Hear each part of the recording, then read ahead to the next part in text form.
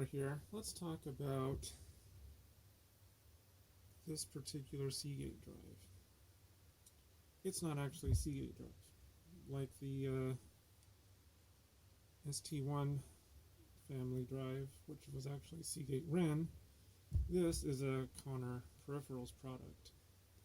Again, you can mostly tell because the weird low quality printing as compared to a real Seagate product.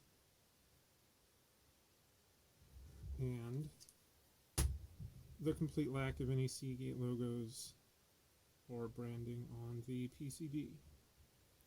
So this came from the era of about 1997 when Seagate bought Connor Peripherals.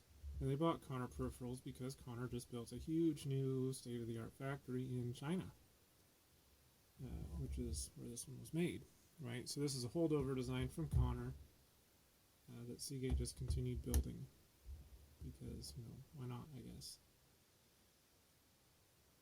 So prior to this, all Seagate products were generally made in Thailand or Malaysia or Singapore or the USA. None were in China.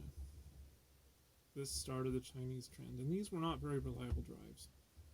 It's probably not all entirely the Chinese market's fault for building crap drives. These are just really cheaply designed.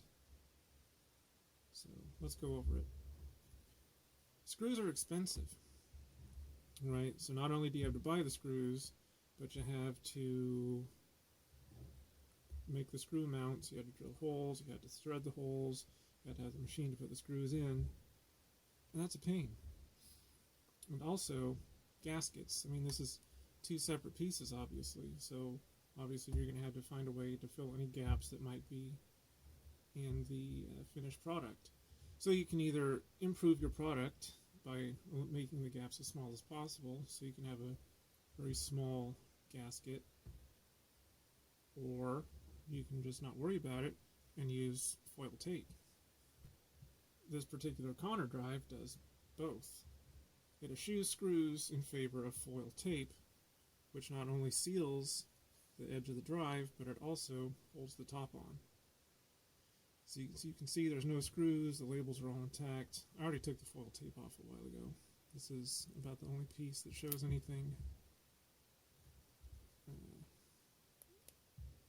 But yeah, this is a very Connor sticker, this round warranty void sticker, kind of around the perimeter of the head. Most Seagate drives don't do something like that.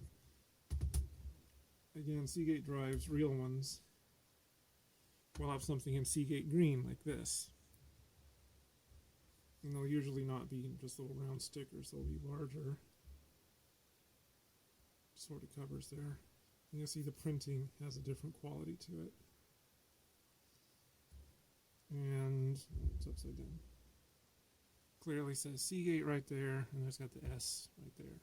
So this is an actual Seagate drive. This is a holdover from Connor. Anyway, we've already done the strip of foil, and the lid just comes off. So in standard Connor fashion, just a stamped aluminum plate here, real cheap aluminum base, single magnet with the voice coil, couple screws there. I mean, it looks the same as pretty much every low-end Connor product since the original 40 meg drive. Well, they had other ones before that, but the ones most people saw, the little 3.5-inch 40 meg drives that were in things like the Macintosh LC. Really, really slow, really, really cheap, but they generally worked. One good thing about not having a real gasket, though, is that unlike the early drives, where that horrible rubber would turn into a disgusting sticky mess after 20, 30 years, the aluminum doesn't. So, if there's one thing you don't have to worry about on these drives, it's a gasket getting in here and destroying your media. There's still some rubber right here, so if you need to get info off of here for whatever reason, and the drive spins up but it won't actually post, just you got to turn it on after you take the top off and just slightly bump that. And then you get your data off of it and then you throw it away. Let's see if this posts, actually. I know it's bad, but I don't know how bad.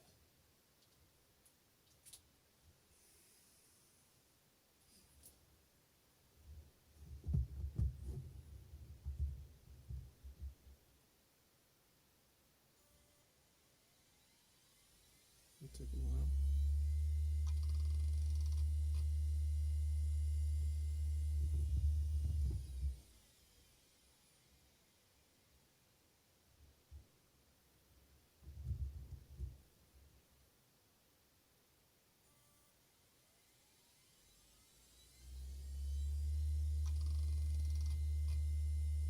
Right, so this one posts. It just has a lot of bad sectors. So these are very low performance drives. They're 4200 RPMs. Basic ATA. I don't think they ever bothered to even put these on SCSI of any sort. So this particular drive, I don't know what it came out of. So these were factory fit in some of the Motorola Star Maxes. I don't know why you would hobble a high performance processor with one of these, but they did. Probably just to save a buck. 4 screws, pull the PCB, no big deal, very simple. Only a couple of chips on here in standard Connor fashion. Everything's pretty much done.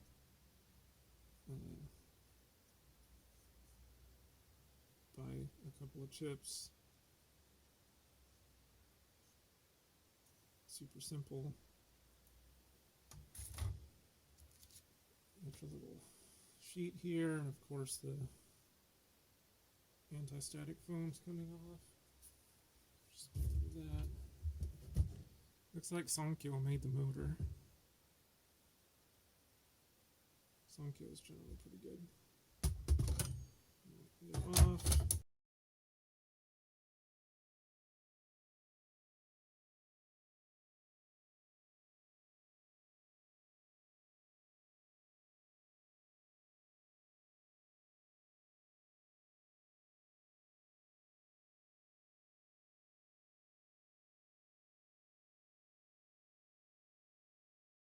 There we go. This only gives you the one magnet. It's a fairly hefty magnet though. So, and the top magnet clamps down this lower piece here. Oh, that's nice. These probably won't end up sticking actually, because you can see the there's a little metal piece there, so even if this does get horrible and sticky, it's not going to adhere to that post there. So, that's already off.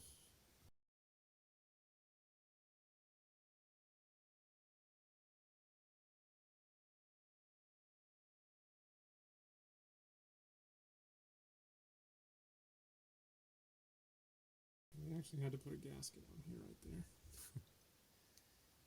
There's the armature assembly. And that's smaller again, I think.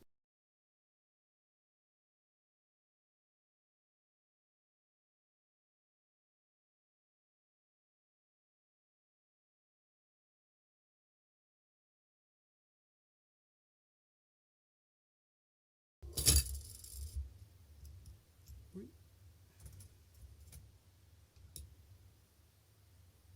One. Spacer. 2.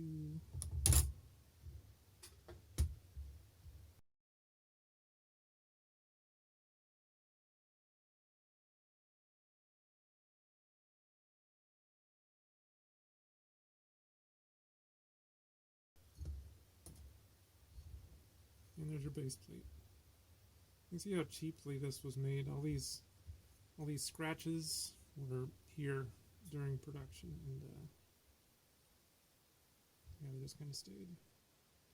So just a little bit of machining just to make sure they had a flat surface for mounting this various assemblies, and they don't really care about the rest of it. So yeah, as cheap as possible. That's about it for that one. It's a standard motor. These are useful if you want to do some projects. It's just a little 3-wire motor instead of that CDC drive, which had like 10 wires. Kind of ridiculous.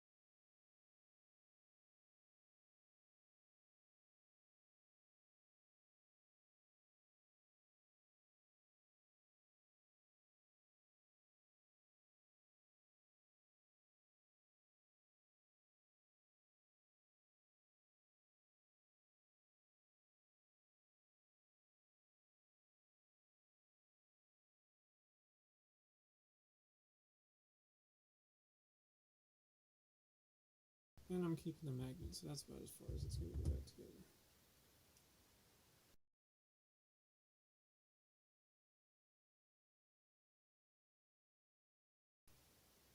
I'm not even sure it's worth keeping this. I mean, got a flash ROM and a couple of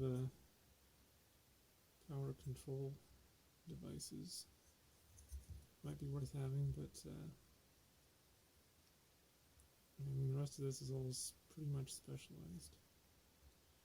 Well, I think this is a fairly standard chip, the Symbios Logic ATI controller. I mean, it's not going to hurt anything, it's pretty small. But the rest of it can go get recycled.